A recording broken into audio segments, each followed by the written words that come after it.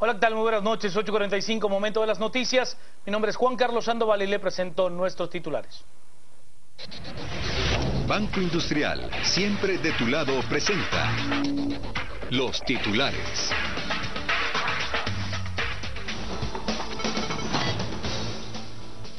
Pandillero de las Gaviotas confiesa que participó en el asesinato de 2 monitores. El presunto asesino dice que no se arrepiente de lo que hizo.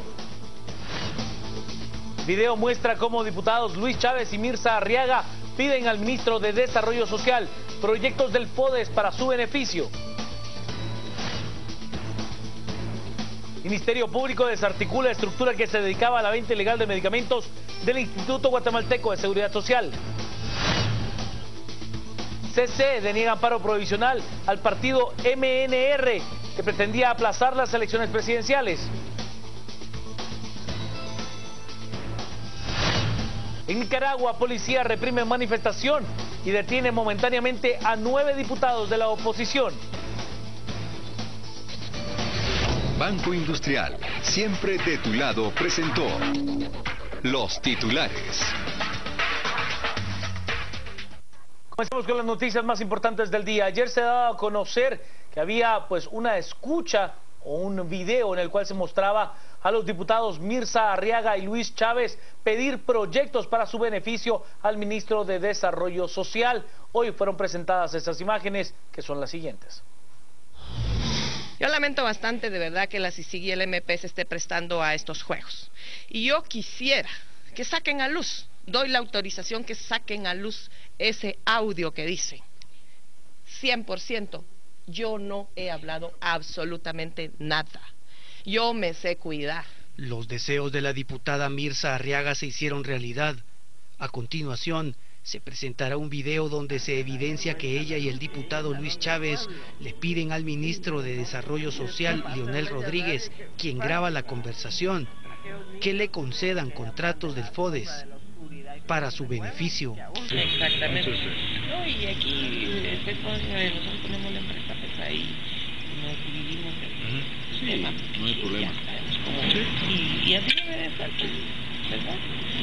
Una empresa responsable, ahí el hijo del diputado, ¿qué le estamos? El ingeniero Mérida. El ingeniero Mérida. Que, de Paco. Sí, que el mismo diputado nos pidió el apoyo cuando hubiera algo por ahí. Entonces, él es el que es una palo de amara. Nosotros dijimos, está bien, ¿no? No nos dijo que no nos pedía, que nos explicaba que no fuéramos a hacer oposición. No nos importa al final, ¿verdad? Y es muy responsable. Es muy responsable. Si se le aprueba y todo, al momento de que se le apruebe, él, digamos, cumple con lo que corresponde. Nos arreglamos con ustedes. O él mismo. Ya sabe que tanto me lleva a él. Ahí no hay problema.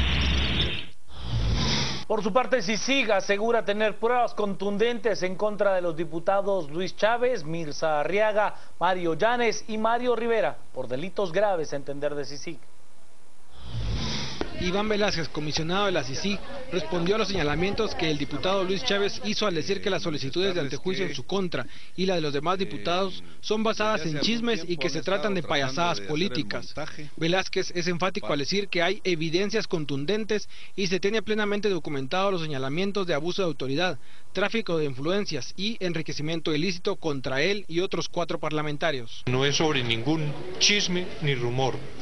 En los antejuicios que se formularon a partir de la denuncia del señor ministro de Desarrollo Social, el ministro, cuando formuló la denuncia en la CICIG, aportó las grabaciones, videos de las conversaciones que habían, de las reuniones que había sostenido primero con un diputado y luego con los otros 2, de manera que no es tampoco ni siquiera una referencia de terceras personas, son los propios diputados los que en las conversaciones que sostienen con el ministro hacen la solicitud directa o de cargos de aquellas plazas liberadas en donde no hay que trabajar, pero sí se recibe la remuneración. El comisionado agregó algo que debe preocupar a los diputados. Hay más investigaciones contra ellos. Existen investigaciones en todos los sentidos en este momento, incluyendo diputados. Las noticias nacionales son presentadas por Azúcar de Guatemala.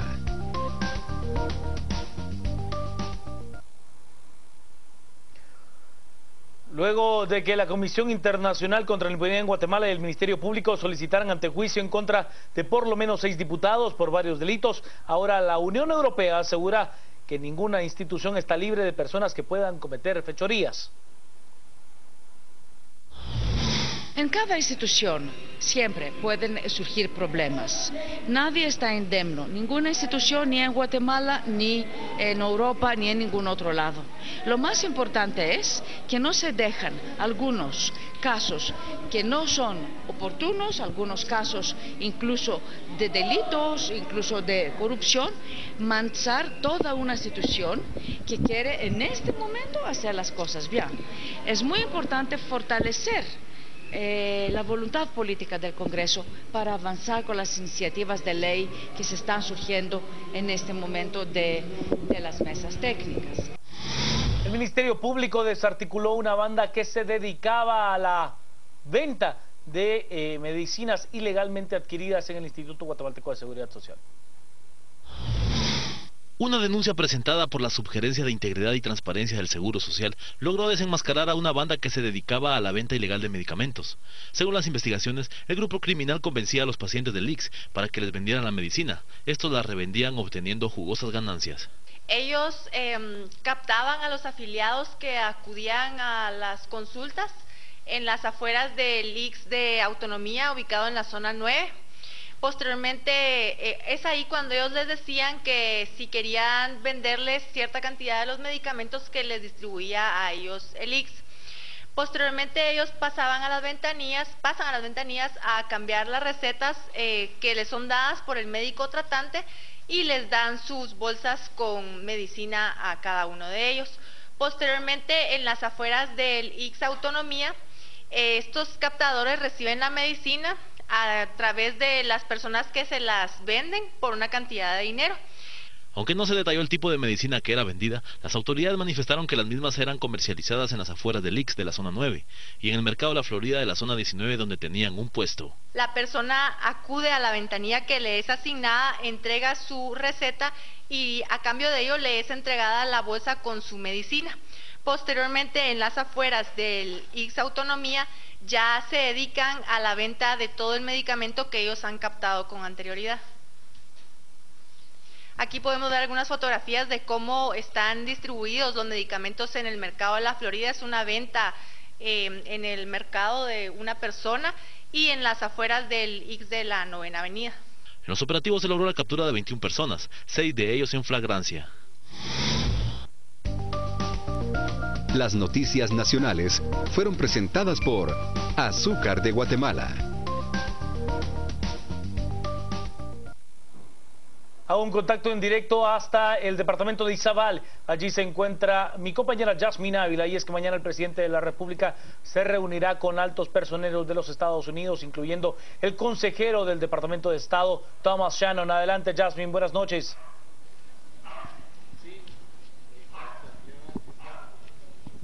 Así es, Juan Carlos, muy buenas noches. Y es que se espera que para mañana el presidente de la República sostenga una reunión en privado con los altos funcionarios de Estados Unidos, entre ellos Thomas Shannon, que es, pues como bien usted lo decía, secretario adjunto del Estado en Estados Unidos, y que se espera que se esté tratando principalmente el tema del programa de la Alianza para la Prosperidad, un tema de desarrollo que busca pues evitar la migración. Cabe mencionar que este funcionario ya se ha reunido en Honduras y lo hará después de su visita a Guatemala, en El Salvador, como parte de los 3 países que conforman el Triángulo Norte. Cabe mencionar que otro de los funcionarios de Estados Unidos que estará acompañando en esta reunión pues será el secretario de Departamentos Narcóticos, el señor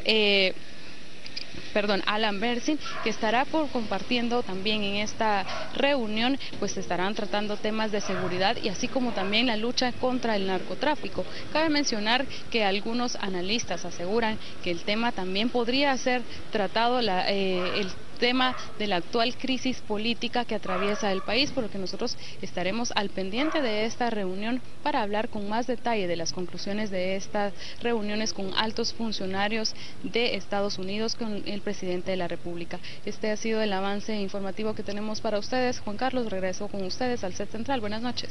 Gracias, buenas noches. Mi compañera Yasmin Ávila desde el departamento de Izabal. Momento de la pausa, quédese con nosotros, tenemos más noticias al volver a las 8:45. Sigamos con las noticias más importantes del día. ¿Sabe usted? Un pandillero admitió haber matado a uno de los monitores que fueron asesinados ayer en el Centro Correccional para Menores Las Gaviotas. El comentario realmente es escalofriante. Las cámaras que se encuentran en el Centro de Corrección Las Gaviotas y otras en cercanías de ese centro de detención juvenil captaron cómo dos individuos lanzan dos bolsas plásticas con las armas de fuego que los delincuentes utilizaron para asesinar a dos monitores. Información preliminar da cuenta que las armas de fuego serían utilizadas para que 8 de los jóvenes criminales escaparan del lugar. Las autoridades trasladaron a tribunales a 6 delincuentes juveniles que habrían participado en los asesinatos. Uno de ellos confiesa que si lo hicieron es porque los monitores se opusieron. No quisieron hablar, pues va, y por eso fue que sucedió eso. Ahora, ¿ustedes sí están conscientes que ustedes sí participaron en esa revuelta para obtener los beneficios? Sí, estamos conscientes que sí participamos, pero lo hicimos para obtener cosas, pues va. Pero como ellos decidieron actuar mal, pues actuamos mal, pues va. Ahora, ¿ustedes cuánto pagaron para que... Hay un video donde les lanzan unas mochilas con armas, ¿cuánto pagaron para esto? ¿O fue otro grupo? Ah, eso sí no le podría contestar, va, eso sí no. Ahora, y en cuanto a la muerte de los dos monitores, ¿ellos por qué fue que les dieron muerte? ¿Se opusieron a algo o qué fue? Nosotros les dijimos que se tiraran al suelo, pues, y la verdad que ellos no quisieron, pues, entonces, y hasta nos golpearon, pues, entonces venimos nosotros y decidimos actuar, pues, ¿verdad? Y solo los tiramos al suelo, pero ellos después se quisieron como que amotinar contra nosotros y tuvimos que actuar. El joven criminal asegura que sí valió la pena haber matado a dos monitores y haber dejado heridos a otros dos. Finalmente, pues, yo digo que sí valió la pena, pues, para que se den cuenta, pues, y tomen cartas en el asunto y que contraten a su personal, que no se abuse de la autoridad que tienen, pues, va, simplemente si ellos no se meten con nosotros, nosotros no nos vamos a meter con ellos, pues, va. La mayoría de los jóvenes vinculados pertenecen a la Mara Salvatrucha y se encuentran en Las Gaviotas debido a que se dedicaban a extorsiones en la zona 24 en Canalitos. En el departamento de Huehuetenango, un jefe de la Policía Nacional Civil perdió la vida a manos de un grupo delictivo. Durante un enfrentamiento armado entre supuestos narcotraficantes y elementos de la Policía Nacional Civil registrado en la aldea La Montañita, municipio de La Democracia, Huehuetenango, murió el inspector Eber Castro, originario del Tumbador, departamento de San Marcos. Todo sucedió cuando se encontraban ejecutando varios allanamientos en la región, en coordinación con fiscales del Ministerio Público, Fiscalía contra la Narcoactividad y la Fuerza de Tarea contra Secuestros, en busca de droga, armas e información de víctimas secuestrado, cuando sujetos armados con fusil y pistola atacaron a las fuerzas de seguridad. El uniformado fue trasladado de inmediato al Hospital Regional de Huehuetenango, pero a su ingreso a dicho centro asistencial perdió la vida. Se llama Eber Samuel Castro Orozco, de 31 años de edad, a quien le dispararon posiblemente con arma de fuego. ¿Sí? ¿Cuántas heridas presenta el cuerpo? Pues tenía varias heridas. Tenía una herida al lado derecho del pómulo, altura superior, posiblemente de arma de fuego. También una herida en el cráneo, posiblemente de arma de fuego. 2 heridas en la pierna derecha, posiblemente de arma de fuego. Durante la diligencia se logra la detención de 2 supuestos capos del narcotráfico, quienes fueron llevados a la Fuerza Aérea de la ciudad capital, sindicados por tráfico de comercio y almacenamiento de drogas. Desde Huehuetenango reporta para Canal Antigua, Haroldo Mateo. Usted, la Corte de Constitucionalidad negó brindar amparo provisional al partido Movimiento Nueva República, el cual pretendía pues aplazar por algún tiempo el proceso de elecciones generales. La Corte de Constitucionalidad dispuso no otorgar el amparo provisional al movimiento Nueva República que pidió el aplazamiento de las elecciones 2015. La Corte evaluó los informes y los antecedentes que fueron recibidos del Tribunal Supremo Electoral y del Congreso de la República, y sobre la base del análisis de esos informes y del informe y de los antecedentes dispuso no otorgar el amparo provisional que había solicitado el partido político que promovió la acción. El partido MNR solicitó que las elecciones ya no se llevaran a cabo el 6 de septiembre, sino hasta en noviembre. El razonamiento era que en ese lapso el Congreso debería aprobar las modificaciones a la ley electoral y de partidos políticos.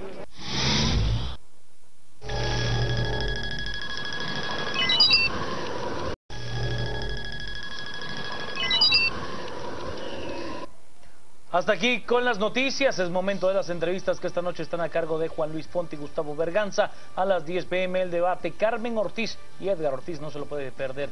Quédese con nosotros en Noticieros de Canal Antiguo.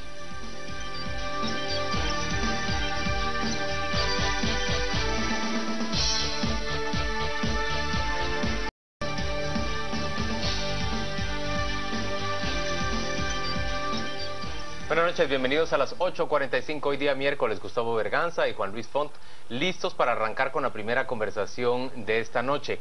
Es una plática que trata sobre los acuerdos que se han alcanzado en la mesa de reformas al sector justicia y a la carrera judicial. En términos generales queremos hablar sobre las propuestas de reformas a la justicia en Guatemala, y nos acompañan para hacerlo Mónica Leonardo, quien es abogada del Movimiento Pro Justicia, Lorena Escobar, investigadora en materia jurídica de ACIES, y Patricia Gámez, quien es juez del organismo judicial. A las 3, bienvenidas a las 8:45, gracias por acompañarnos. Buenas noches, feliz noche, Gustavo. Muy buenas noches. Comencemos contigo, Lorena. Recientemente lo que hemos visto es como una especie de fricción, sobre todo con el organismo judicial, el Ministerio Público y la CICIG. Porque la CICIG y el organismo judicial y la Fiscalía dicen que el proyecto de ley presentada, la iniciativa de ley, el proyecto de ley presentado por el organismo judicial no salió de la mesa de discusión. ¿Es cierto esto? Sí, es cierto. Bueno, hay que entender también que hubo un proceso en donde se participó los jueces, magistrados también, magistrados de Corte Suprema de Justicia, también el Instituto de la Judicatura, y así es participar en un proyecto en discutir y analizar cómo mejorar la carrera judicial en el sistema. Y ahí estaban presentes, sorprendentemente, se anticipan con una iniciativa y presentan su propia iniciativa. Claro que se recoge de lo discutido en esta mesa algunas ideas, pero dos temas torales se apartan de lo que habíamos logrado. No había sido un acuerdo en la mesa, por supuesto, pero se apartan también de lo discutido ahí. ¿Cuáles son esos dos temas torales de los que hablas? Uno es la división de las funciones administrativas de las jurisdiccionales, quitarle al Consejo de la Carrera Judicial, es decir, todo aquello que tenga que intervenir con cuestiones administrativas y a la Corte Suprema de Justicia, y nada más delegárselo al Consejo de la Carrera Judicial en materia de manejo de los jueces y magistrados. Y otra es la integración de este Consejo, que es el órgano rector de la carrera judicial. Y en esta integración se pretendía que fuera un órgano mixto, técnico, en donde obviamente los abogados no manejamos recursos humanos, no tenemos conocimientos necesarios que se requiere una carrera profesional. Esa era la integración que se propuso y se discutió, era una integración mixta en donde jueces estuvieran presentes, pero también personas especializadas tanto en pedagogía como en recursos humanos estuvieran presentes, y al final tuviéramos esta integración. Si el organismo judicial ya planteó una iniciativa propia, ¿en qué papel queda la mesa de discusión de reformas a la justicia y el resto de propuestas que se tienen en esa mesa?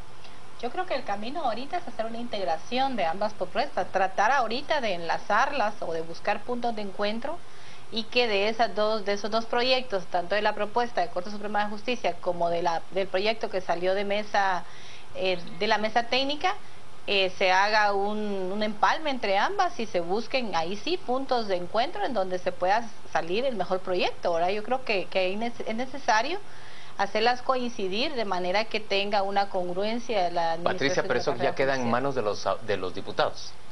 Yo hacer creo- ese empalme de Claro, las dos yo- iniciativas que se presenten. Claro, y si ellos están prestos a escuchar a las personas que saben de estos temas, yo creo que tendrían que tener oídos abiertos para poder escuchar comentarios sobre las razones que motivan ciertos criterios de carrera, que es necesario que la ley los tenga, y que de hecho en el proyecto que presenta Corte Suprema de Justicia hay algunos puntos en donde se aparta un poco del tema de carrera judicial, ¿verdad? En el tema de la separación de funciones administrativas y jurisdiccionales de Corte Suprema de Justicia, yo creo que es un tema muy importante porque concentra demasiado el poder. Yo creo que eso ha estado generando que la carrera judicial no camine con la autonomía que debería caminar. Ahora, Mónica, en el caso del Consejo de la Carrera Judicial, es decir, uno de los problemas también es el hecho de que no realmente el Consejo de la Carrera Judicial, como lo plantea la Corte Suprema de Justicia, no va a tener la autonomía necesaria como para decidir sobre ascensos, sobre reprensiones a jueces. Quizá ahí es importante que recordemos de dónde se origina la necesidad de un Consejo de la Carrera Judicial autónomo e independiente. Y esto es del principio de independencia judicial, que deviene de la teoría de separación de poderes. Bajo esta teoría tenemos un organismo judicial, un legislativo y un ejecutivo que constituyen un sistema de balances y de pesos y controles mutuos que van a garantizar que no existan abusos de poder en una sociedad libre. Esto nos trae como consecuencia que la independencia judicial entonces no es una garantía en beneficio de los jueces, sino es una garantía para todos los guatemaltecos para tener la certeza de que no se van a dar abusos del poder por parte de quienes lo detentan, sino que por el contrario van a haber remedios para esos eventuales abusos. Vemos entonces que si un consejo de la carrera judicial está, como actualmente está regulado en la ley vigente, donde hay una concentración del poder en la Corte Suprema de Justicia, puesto que participa el presidente de la Corte Suprema de Justicia, el director de la Escuela de Estudios Judiciales, el director de Recursos Humanos y un magistrado adicional de la Corte Suprema de Justicia contra la presencia de dos jueces únicamente. En la propuesta nueva que ha presentado la Corte Suprema de Justicia esta semana, vemos que se mantiene ese sistema únicamente adicionando a la participación de los jueces de paz. Ahora, pero digamos en el caso de tal como está funcionando ese Consejo de la Carrera Judicial, obviamente se da la posibilidad de un tráfico de influencias, de una dependencia de los jueces a quien saben que los impulsó para nombrarlos, etcétera, ¿no? Es decir, que ha sido uno de los grandes problemas que hay actualmente, pues. Sí, vemos que por eso una reforma integral de la ley de carrera judicial debiera conllevar una integración del Consejo de la Carrera Judicial mixto, donde se asegure que haya esa independencia de cada uno de sus miembros, un plazo mayor para su integración, contrario al plazo de 1 año que tenemos actualmente, y una especificación de sus funciones en aras de preservar esa independencia judicial. A mí en realidad lo que más me llama la atención es la especie de diferenciación que quiere manejar la cúpula del organismo judicial con respecto de los otros actores que participaban en la mesa. Lorena, ¿quiénes son esos actores? ¿Quiénes han participado discutiendo qué reformas se deben dar en términos generales a la justicia en Guatemala? Bueno, esto fue a solicitud, hay que recordar tal vez a la audiencia que fue a solicitud del presidente de la Comisión de Legislación y Puntos Constitucionales, Oliverio García Rodas, en el seno de la Mesa de Seguridad y Justicia, que viene trabajando desde hace 5 años en este tema, en este y en otros temas.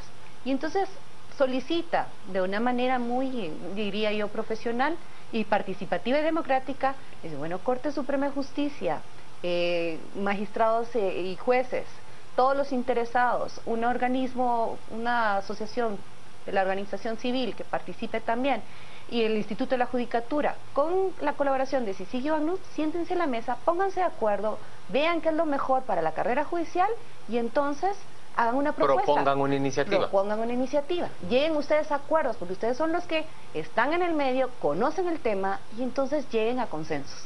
Y eso fue lo que se trató en esta mesa. Ahora, ¿qué puede hacer? Pues yo creo que hay varios caminos, además de lo que decía Patti. Creo que también ahorita es momento de reaccionar de las otras organizaciones sociales que participan en la mesa ya amplia y decir, bueno, esto es lo mejor, se puede afinar, hay que llegar a acuerdos. Claro, ¿qué pasa? Ignoro qué podría pasar. La verdad a mí me sorprendió tanto como a muchos que estuvimos trabajando toda una semana intensamente con acuerdos preestablecidos y no sabemos al final cuál fue la decisión que tomó la Corte Suprema de Justicia para adelantarse y sobre todo con un texto en donde no respondía a lo que se nos había solicitado. Ahora, Pati, ¿cómo puede construirse una carrera judicial sin tocar la Constitución de la República? Es decir, ¿se planteó eso en la mesa?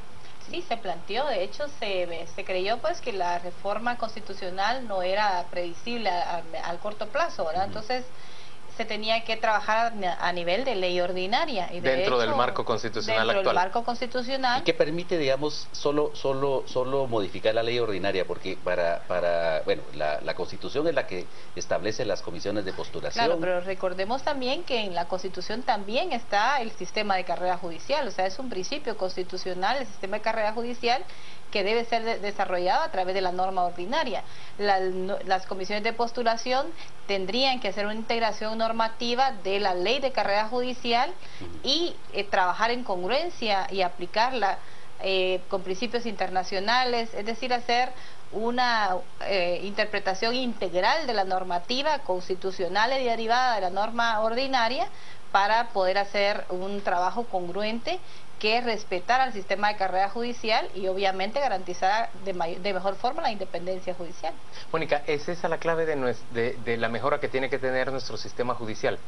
Auténtica independencia de los jueces, que no sientan que dependen ni de un magistrado de Corte Suprema de Justicia, que no dependen de prácticamente ningún poder adentro del organismo judicial o fuera de él y que pueden actuar con absoluto apego a la ley, pero además que están siendo vigilados constantemente respecto de ese actuar. Sin lugar a dudas, Juan Luis, y es que justamente, y esto va atado a la pregunta que hacía con anterioridad Gustavo, vemos que la carrera judicial no es únicamente la estabilidad en el cargo, eso es sin duda un componente esencial de la carrera judicial, pero un sistema de carrera judicial conlleva el sistema para el ingreso y la presentación o nominación de jueces o su designación final, una evaluación del desempeño, un régimen disciplinario y una separación de las funciones administrativas de las jurisdiccionales, tanto a nivel de Corte Suprema de Justicia como en los otros niveles de la judicatura.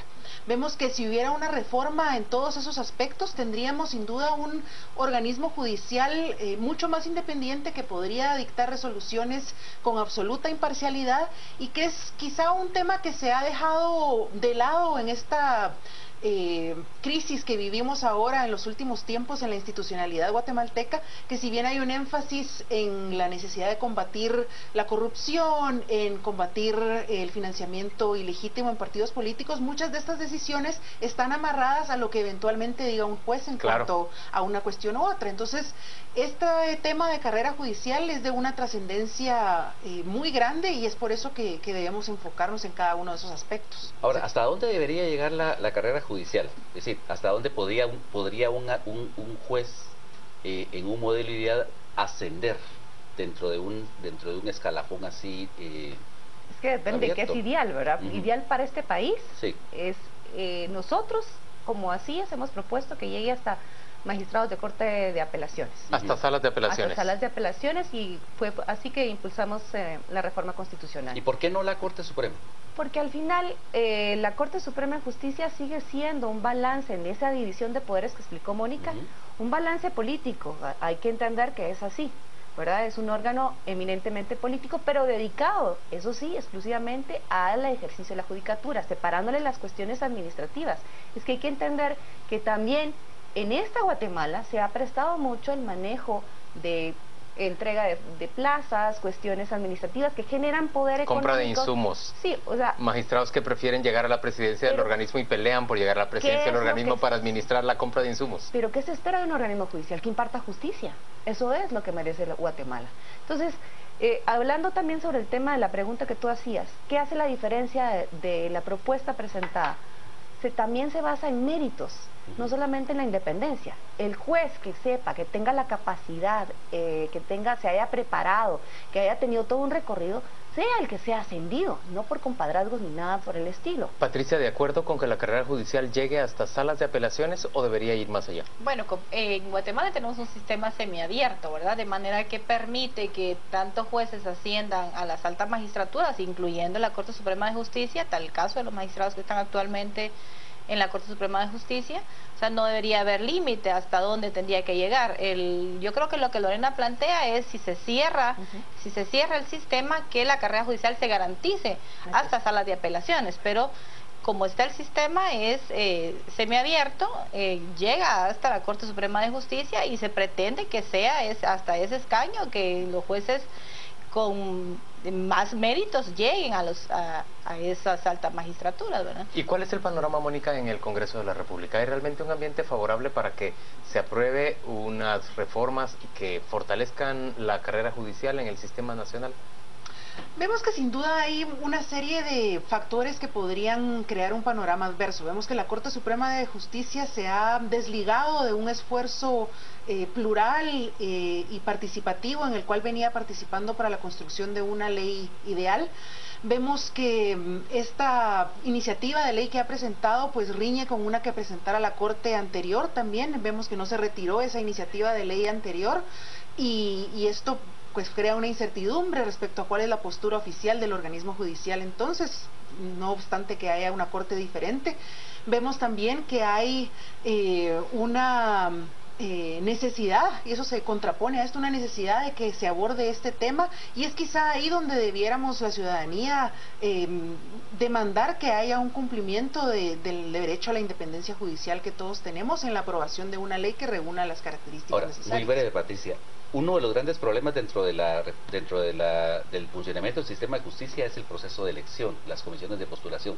¿Se abordó esto dentro de las comisiones dentro de la comisión que está preparando de la mesa de diálogo? Se abordó y de hecho se indicó que cualquiera que fuera la forma de ingreso a la carrera judicial tenía que garantizar que fuera mediante un proceso de oposición, es decir, que haya un sistema de evaluación claramente, pero no se hizo un apartado, como que dice, específico de la regulación de las comisiones de postulación, porque se respetó el hecho de que hay una ley ordinaria que ya toca ese tema. Y de hecho la mesa tiene un grupo de trabajo específico para preparar una nueva ley de comisiones de postulación que está ya en su etapa final de trabajo. Una nueva ley de comisiones de postulación. Esa estaría también a punto de ser presentada al Congreso de la República. Sí. Bueno, mucha suerte para esas iniciativas. Gracias por acompañarnos a las 8:45. Vamos a la pausa comercial. Volvemos dentro de muy poco para discutir sobre esa red de robo de medicamentos del Seguro Social y del Sistema de Salud Pública que fue descubierta y desbaratada el día de hoy.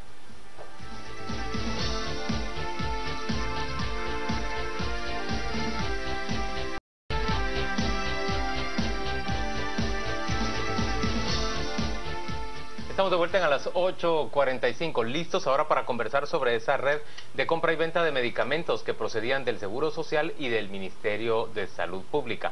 Nos acompañan hoy dos funcionarios fiscales de la Fiscalía de Delitos Administrativos del Ministerio Público, Heidi Tamara de León y Paolo Similox. A ambos le damos la bienvenida y le damos la bienvenida también al Ministro de Salud Pública, Luis Enrique Monterroso. Gracias a los tres por acompañarnos el día de hoy.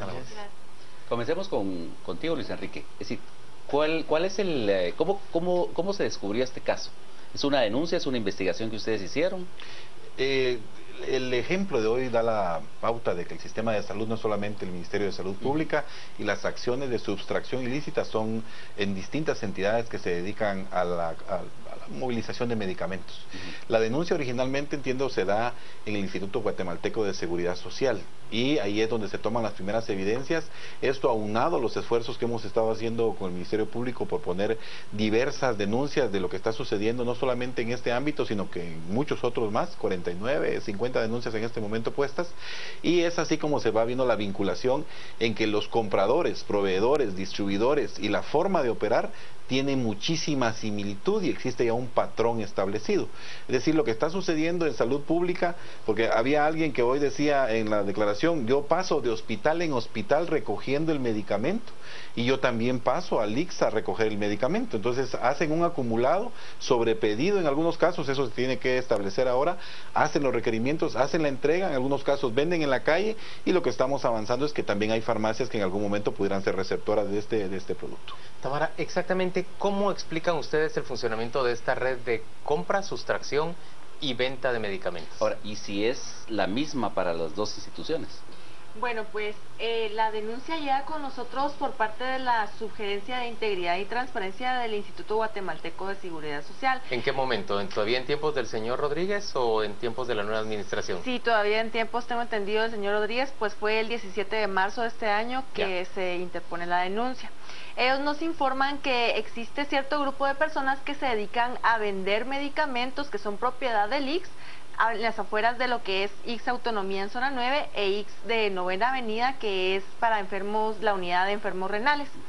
Desde este momento ellos hacen una investigación previa con cámaras en las cuales establecen que las personas que son pacientes afiliados al Instituto Guatemalteco de Seguridad Social llegan a traer su medicina con receta, y al momento en que ellos van a traer la medicina los contactan estas personas que se dedican a la venta y les dicen si les pueden vender la medicina para ellos posteriormente poder venderla.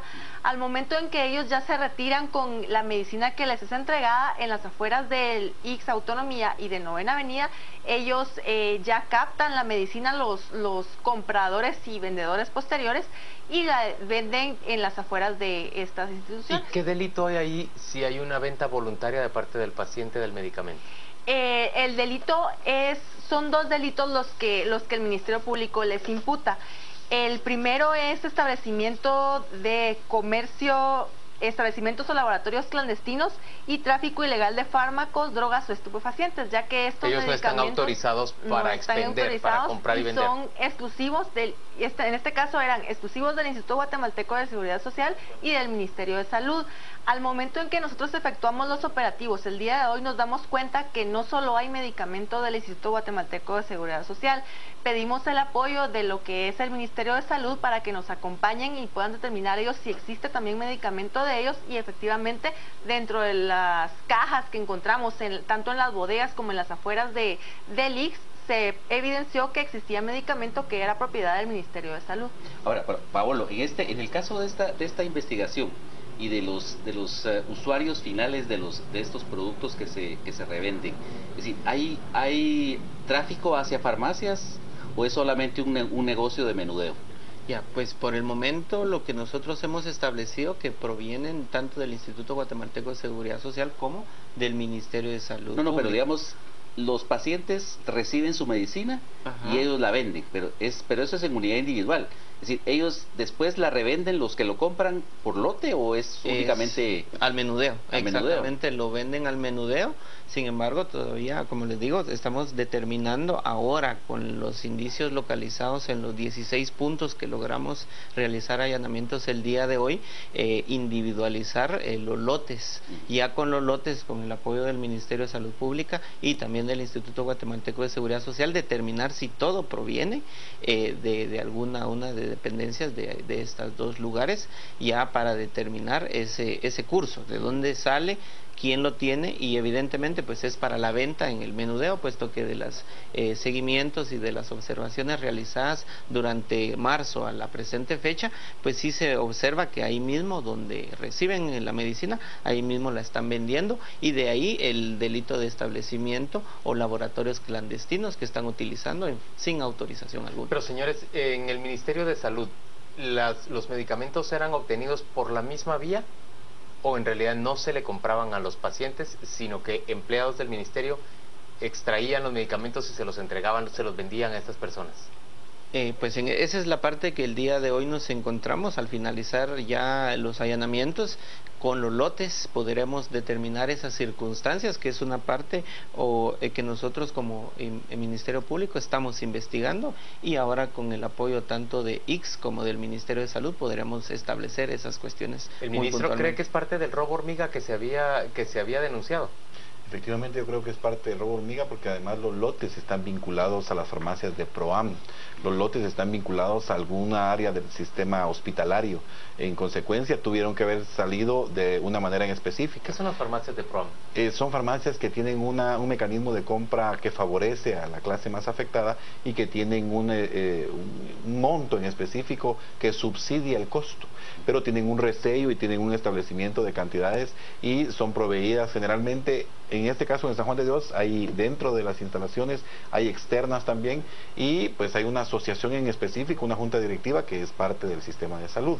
Hay un aspecto que quisiera mencionar en torno a los delitos, y es que se detectó que existía insulina y habían insumos que tienen que mantener una cadena de frío. Pero la característica particular es de que se encontró bajo un mal resguardo. En consecuencia, el riesgo de que una persona al suministrar su medicamento de este tipo pueda perder la vida o caer en una situación grave es muy alto. Pueden haber delitos incluso contra la vida vinculados a este mal manejo del medicamento que se encontró. Ahora, Luis Enrique, en el caso de las medicinas sustraídas de los hospitales públicos, bueno, generalmente los hospitales públicos tienen una escasez histórica de medicamentos, ¿no? Sí, pero ¿qué podía robarse? Perdóneme la pregunta si le parece demasiado irónica, pero ¿qué puede robarse alguien de un hospital? Que tenga valor. No. Es que lo que pasa es que se ha generado la imagen de que están a cero los hospitales, y eso no es así. Los hospitales mantienen un abastecimiento que ustedes pueden ver cuando baja 65%, se convierte en una situación complicada, pero generalmente manejan montos. Por citarles un ejemplo, si solo en el Hospital San Juan de Dios el año pasado se tienen de deuda, o se tuvieron de deuda en enero, 133 millones de quetzales, quiere decir que recurso para la compra de medicamentos sí existe. Lo que pasa es que la degradación es significativa. Solo por mencionarles algo, en los últimos meses se han gastado o invertido arriba de 40 millones de quetzales, me animo a decir hasta arriba de 65 millones de quetzales en los dos hospitales más grandes en el último mes y medio. Es decir, recurso para sustraer hay, y hemos detectado que factor 8, que es un medicamento que es caro, está dentro de las incautaciones diarias que hacemos. Es que ese factor es importante. Estamos haciendo incautaciones casi todos los días de personas que en los lockers de San Juan de Dios meten cantidades extremas de medicamentos seleccionados, no cualquier medicamento seleccionado, que en ocasiones, recuerdan ustedes que la semana pasada hubo una manifestación de un sindicato pequeño de San Juan de Dios. ¿Qué decía ese sindicato? Que nos dejen de revisar los lockers. Claro, porque en los lockers, en el bote de la basura de los lockers, tenían cantidades que pueden ser de una dimensión diaria de incautación. Esos son montos significativos. Ministro, ¿y con este sindicato hay pacto colectivo? Hay un pacto colectivo con dos sindicatos, con el sindicato del San Juan de Dios, con ese que está pidiendo que las enfermeras salgan a la 1 cuando la hora usual es a las 3:30. O sea, ellos están pidiendo que salgan antes porque detectamos que la hora en que se reparte el medicamento y la hora de control y el cambio de turnos está favoreciendo eso, y también el Sindicato Nacional de Trabajadores de Salud, con el que hay un pacto. Tamara, ¿lo apropiado no sería proceder desde la Fiscalía de Delitos Administrativos contra estas personas que, siendo empleados públicos, terminan robándole al Estado, a la institución en la que trabajan? En lugar de, digamos, aceptar incluso que ellos vengan a imponer condiciones como que no se les revise el locker para que no se les encuentre la mercadería sustraída, o que les permitan salir más temprano. Sí, así es. De hecho, dentro de la Fiscalía tenemos investigaciones de este tipo. Pero tardan mucho. En algunas ocasiones, a veces la mayoría de casos que se dan dentro de la Fiscalía, en este caso como lo que explica el ministro, son casos de flagrancia, que ellos hacen las revisiones, posteriormente encuentran la medicina y lo ponen a disposición de la policía, y ya proceden a ponerlo a disposición del juez para que el Ministerio Público proceda. En cuanto a una investigación más larga, en cuanto a más o menos el tema que toca el ministro de una sustracción de hormiga, de pequeñas cantidades de medicina, es pero instalar cámaras, llevar inventarios apropiados, digamos, tomar todo tipo de medidas para dificultar este robo en los hospitales públicos. ¿Por qué eso no se hace? Hay 72 cámaras en el Hospital San Juan de Dios. Lo que hicimos en los últimos meses fue tomar las cámaras. Lo que pasaba era que estaban a cargo del sindicato. El sindicato tenía a cargo las cámaras y no nos permitía como ministerio, hasta que llegamos y con mucha energía quitamos esas cámaras para poder tener el control. El sindicato tenía también el grupo de guardianes un grupo significativo de personas que se turnaban, pero que también estaban sindicalizados. En consecuencia, era una complicación enorme poder meter controles. ¿Este es el sindicato que forma parte del Frente Nacional de Lucha? El sindicato que tenía, sí, en este caso hay varios sindicatos, pero en este caso sí, el que tiene a cargo a los guardianes, como dicen, porque no están armados, es parte de este sindicato. El asunto es de que tuvimos que batallar, ya tenemos ahora más controles, y es por eso que yo tengo a un equipo de 140 personas de seguridad directamente al despacho que se encargan de hacer revisiones. Y hay mucha queja a nivel nacional porque nosotros establecimos un control de revisión de carros y carteras y hacemos una verificación, pero es que detectamos que en pequeños frascos, hace unos meses en un hospital se encontraron más de 96,000 quetzales en una caja más o menos de dimensiones relativamente pequeñas escondidas en un tapanco, y hemos detectado en muchísimos lugares de medicamento caro escondido. Ahora, Pablo, lo que yo no entiendo es qué tiene que ver todo esto con establecimiento de laboratorios clandestinos. Es decir, si lo que se está haciendo es ya comparando el producto procesado y resituándolo en el mercado. En este sentido, como hace referencia al Código Penal, tenemos dos situaciones. Uno es la venta ilegal de medicamentos, ya sea porque no están autorizados por el ente de salud o porque son propiedad de uso exclusivo del Estado. Eso es la venta ilegal. Sin embargo, si esa venta de medicamentos se hace según la ley y la norma indica en lugares, en vehículos, en sitios, en almacenes sin autorización, encuadra el ilícito o el actuar en el delito que se refiere. Por ende es que si nosotros en la investigación determinamos que están usando un vehículo, que están usando un almacén, que están usando casas para tener ahí guardada la medicina, encuadra entonces el actuar de ellos en este ilícito penal. O sea, no es que se fabriquen ahí ilegalmente medicinas, sino que es una figura legal. Sí, dentro de los verbos rectores del delito sí hace referencia de diferentes circunstancias.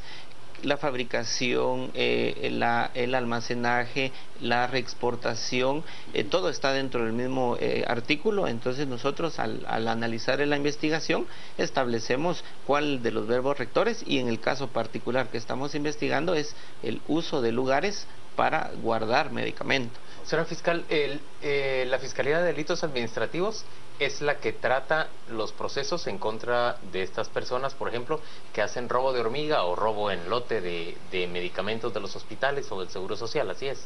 Sí, así es. ¿Y cuántos han logrado encarcelar en los últimos años? Estamos hablando de, en el último año, un aproximado de 10 personas por este tipo de delitos.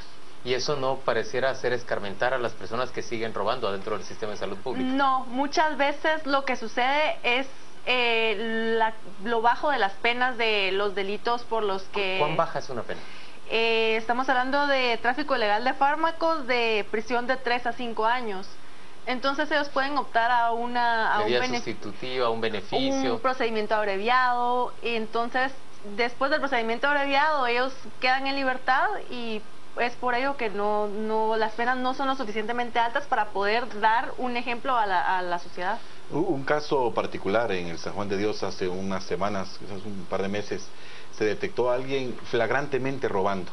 Se pusieron todos los insumos encima de su carro, llegaron las patrullas, sacamos a esta persona esposado, engrilletado, pagó 500 quetzales de pena sustitutiva, la tarde del día ya había salido, fue capturado por la mañana, y el día siguiente se presentó a trabajar. ¿Qué tenemos que hacer? Por ley, por norma y por debido proceso, nosotros tenemos que meterle una sanción administrativa por la flagrancia, y tuvimos que esperar 10 días. Él iba a trabajar y ponía el mal ejemplo a todos sus compañeros, 10 días para que él fuera destituido, porque yo quería que se le destituyera rápido, pero teníamos que agotar el proceso y teníamos que mandarlo sancionado inicialmente. Pero 500 quetzales no desmotiva a la acción, pero hay que ser consecuentes de algo que es un pecado social lo que está sucediendo, porque en realidad la eritropoyetina, lo que se encontró hoy, la insulina, todos los productos que estamos encontrando son vidas perdidas, y por eso es que en algún momento tendríamos que hacer el análisis de qué impacto tienen las muertes de personas que dejaron de recibir el insumo o que reciben un insumo de mala calidad y mueren, porque en realidad las 500 quetzales fácil los paga, y al otro día se estaba burlando de nosotros y decía, pero ayer me llevaron preso. Pareciera permitir que se burlen de sí mismos. El sistema pareciera estar preparado para que todas estas burlas se den. Efectivamente, el sistema tiene que buscar la conexión con la muerte, porque efectivamente cuando se da un monto tan suficiente que deja pacientes sin la atención, hay muertes vinculadas. Y eso es algo en lo que tenemos que endurecernos, y efectivamente hoy se sienten motivados de hecho a robar, porque dice, no hay ningún problema y todavía me tiene que condescender si me despide o no, porque además si estoy sindicalizado, ahí entonces ya no salgo. Bueno, en el caso del fraude con esta farmacéutica Pisa, por lo menos ya han comenzado a presentarse procesos por la muerte de algunos de los pacientes. Pero digamos, en estos casos, ¿han tenido ustedes conocimiento de muertes, de decesos por gente que ha dejado de usar esa medicina por venderla?